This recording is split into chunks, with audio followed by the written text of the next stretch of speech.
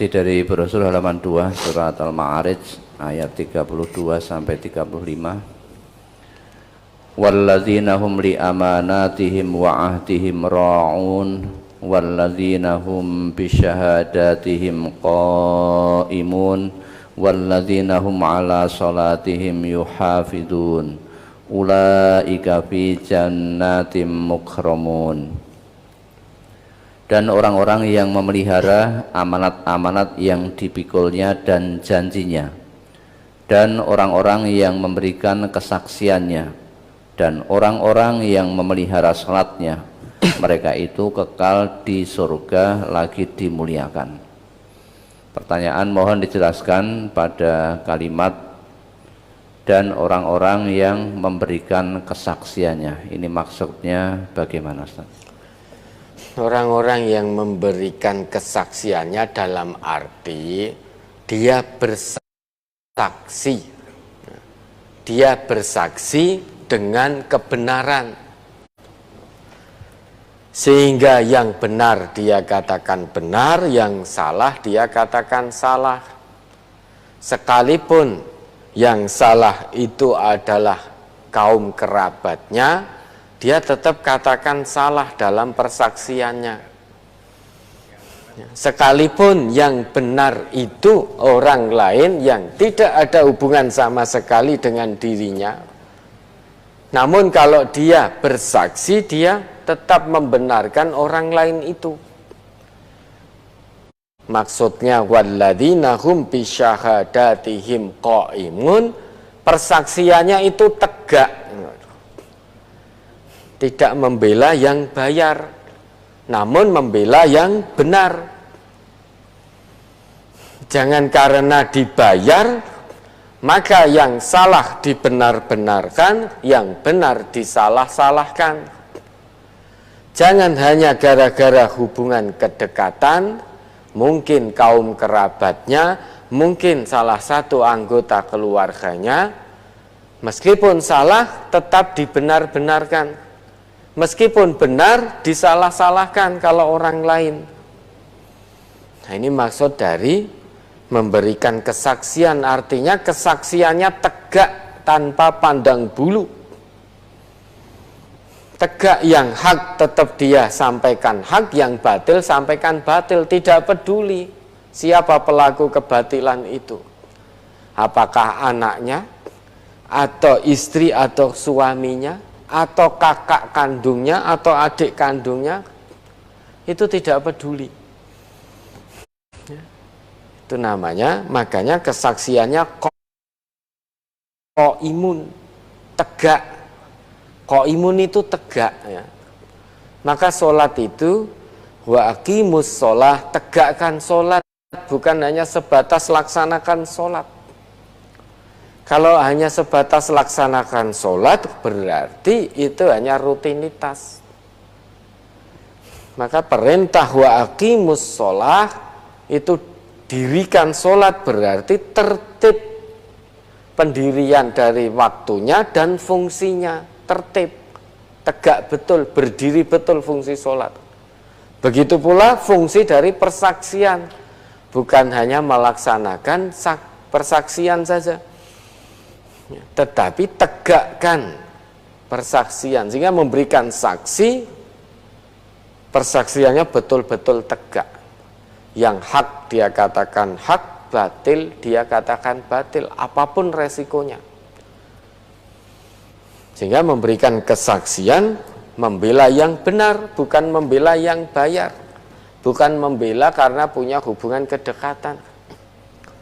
Nah, sekarang ini tidak sedikit orang tua yang anaknya kebetulan punya perselisihan dengan anak orang lain, ya, tanpa mau melihat, memperdalam perselisihannya dulu, kebanyakan orang tua secara membabi buta membela anaknya sendiri-sendiri. Karena merasa yakin, mungkin anakku kok salah. Nah, mungkin itu juga sering kita lakukan. Maka bijaklah, apapun yang menjadi laporan anak, jangan langsung dibenarkan atau disalahkan. Jangan dikomentari, sudah ditampung saja. Begitu pula apa yang menjadi laporan istri atau suami, jangan langsung dibenarkan atau disalahkan. Jangan langsung dikomentari hanya gara-gara itu istri kita atau suaminya ibu-ibu. Rasa belanya tinggi. Maka sudah cukup didengarkan dengan baik. Setelah itu cari informasi kebenarannya. Jangan mempercaya begitu saja. Tabayunkan. Jangan sampai nanti kita terkena melanggar larangan Allah dan Rasul, tidak bisa adil. Maka persaksian itu harus adil.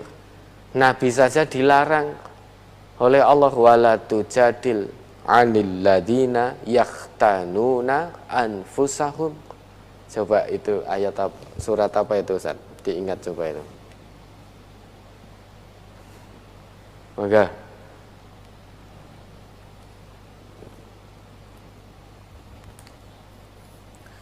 Surat An-Nisa ayat 107. Wala tujadil 'anil ladzina yakhtanuna anfusahum innallaha la yuhibbu man kana khawanan asima. Dan janganlah kamu berdebat untuk membela orang-orang yang mengkhianati dirinya. Sesungguhnya Allah tidak menyukai orang-orang yang selalu berkhianat lagi bergelimang dosa. Ya, ayat 105-nya sekalian, 105-nya. 100 An-Nisa 105. Ya. Inna anzalna ilaikal kitaba bil haqqi litahkuma bainan nasi bima araqallah wala takun lil khainina khosima. Sesungguhnya kami telah menurunkan kitab kepadamu dengan membawa kebenaran, supaya kamu mengadili antara manusia dengan apa yang telah Allah wahyukan kepadamu. Dan janganlah kamu menjadi penantang atau orang yang tidak bersalah karena membela orang-orang yang khianat. Ya, ada notnya. Ayat ini dan beberapa ayat berikutnya diturunkan berhubungan dengan pencurian yang dilakukan Tu'mah, dan ia menyembunyikan barang curiannya itu di rumah seorang Yahudi. Tu'mah tidak mengakui perbuatannya itu, malah menuduh bahwa yang mencuri barang itu orang Yahudi. Hal ini diajukan oleh kerabat-kerabat Tu'mah kepada Nabi, dan mereka meminta agar Nabi membela Tu'mah dan menghukum orang-orang Yahudi, kendatipun mereka tahu bahwa yang mencuri barang itu ialah Tu'mah. Nabi sendiri hampir-hampir membenarkan tuduhan Tu'mah dan kerabatnya itu terhadap orang Yahudi. Iya tak? Kerabat-kerabatnya Tu'mah tadi, kerabatnya Tu'mah bin Ubairik, itu sebetulnya tahu bahwa Tu'mah dulure itu telah mencuri satu barang, dalam hal ini perisai miliknya Qatadah bin Nu'man. Tempat perisai itu di dalam kantong, yang di dalam kantong, dan kantong itu ada tepungnya. Kemudian oleh Tu'mah barang curiannya tadi ditaruh di rumahnya orang Yahudi. Nah, kebetulan tempat perisai atau kantong tadi bocor, sehingga dari ceceran tepung itu konangan kalau barang itu, ya, Qatadah bin Nu'man, barangnya yang dicuri tadi, tahu kalau barang itu bertempat di rumahnya milik seorang Yahudi. Sedangkan kerabatnya Tu'mah sebetulnya tahu persis yang mencuri barangnya Qatadah bin Nu'man tadi adalah Tu'mah, saudaranya. Namun karena hubungan kekerabatan dengan Tu'mah, maka kerabatnya tadi berbondong-bondong datang kepada Nabi, memberikan persaksian palsu. dengan menuduh mempersalahkan seorang Yahudi karena barangnya ada di tempat Yahudi, sehingga orang Yahudi tadi dijebak oleh kerabat-kerabatnya Tu'mah. Biar secara zahirnya orang tahu kalau yang mencuri itu Yahudi. Buktinya apa? Barangnya ada di situ. Jadi kejadian menjebak orang bukan hanya terjadi masa kini saja. Sebetulnya orang itu tidak mencuri, tetapi dijebak. Barang curian diletakkan di kantongnya atau di rumahnya itu sudah terjadi sejak dulu. Terjadi sejak dulu. Nah, korbannya waktu itu seorang Yahudi, padahal orang Yahudi tadi tidak melakukan pencurian itu. Namun kerabat-kerabat Tu'mah memberikan kesaksian palsu, datang kepada Nabi seolah-olah dia melihat bahwa Yahudi tadi yang mencuri. Buktinya bahwa perisai itu yang dicuri ada di rumah Yahudi tadi. Secara basariah Nabi hampir saja. Nabi hampir termakan oleh kesaksian palsu kerabat-kerabat Tu'mah itu. Kenapa? Karena yang dilaporkan seorang Yahudi, jadi di luar orang yang beriman. Maka Nabi pun hampir membela Tu'mah dan kerabatnya. Namun Nabi itu maksum, terjaga dari kesalahan, dari perbuatan dosa. Turun ayat ini, inna anzalna ilaikal kitaba bil haqq litahkuma bainan nas bima araqallah wala takun lil khainina khosima. Sesungguhnya kami, yaitu Allah, menurunkan kepadamu wahai Muhammad satu kitab dengan penuh kebenaran. Tujuannya apa? Biar kamu menetapkan hukum atau memberi keputusan dengan kitab itu, dengan Al-Quran. Maka pelajaran yang bisa kita ambil, karena kita umatnya Nabi Muhammad, berikan kesaksian yang benar, bukan pembenaran namun kebenaran, sekalipun itu melibatkan saudara-saudara atau kaum kerabat kita, bahkan anak kita sendiri. Kalau salah, katakan salah. Karena Al-Quran diturunkan untuk itu. Nah, kemudian wala takun lil khainina khosima. Janganlah kamu menjadi seorang penantang dalam arti membela orang-orang yang bersalah. Jangan menjadi penantang Al-Quran, penantang kebenaran hanya gara-gara membela orang yang salah. Orang yang salah tadi kebetulan punya hubungan kedekatan, terus kita mati-matian membelanya, maka hakikatnya kita menantang kebenaran Al-Quran.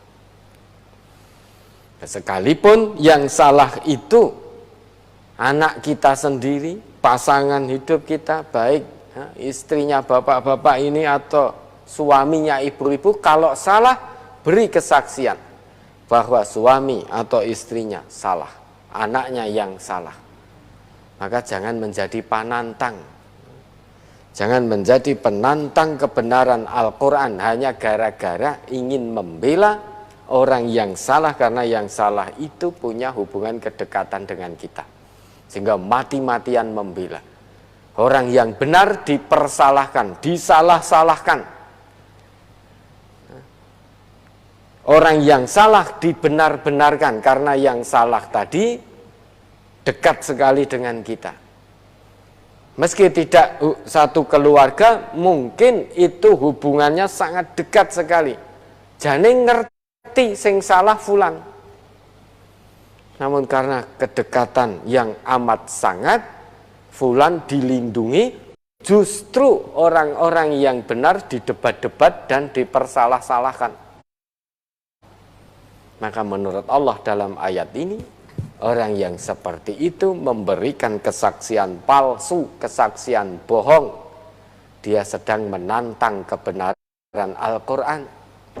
Orang yang menantang kebenaran Al-Quran tidak ada riwayatnya, ada yang selamat, itu tidak ada. Semuanya binasa, kesudahannya sengsara di dunia, di akhirat lebih-lebih. Itu maksud dari memberikan kesaksian. Itu kesaksiannya harus tegak, qaimun. Walladzina hum bisyahadatihim qaimun. Kesaksiannya harus tegak, tanpa pandang bulu, tidak melihat orang itu dekat atau jauh. Kalau yang jauh benar, tetap katakan benar. Yang dekat salah, tetap katakan salah. Itulah keadilan dalam Islam. Keadilan menurut Allah, menurut Quran, menurut Rasulullah. Ya.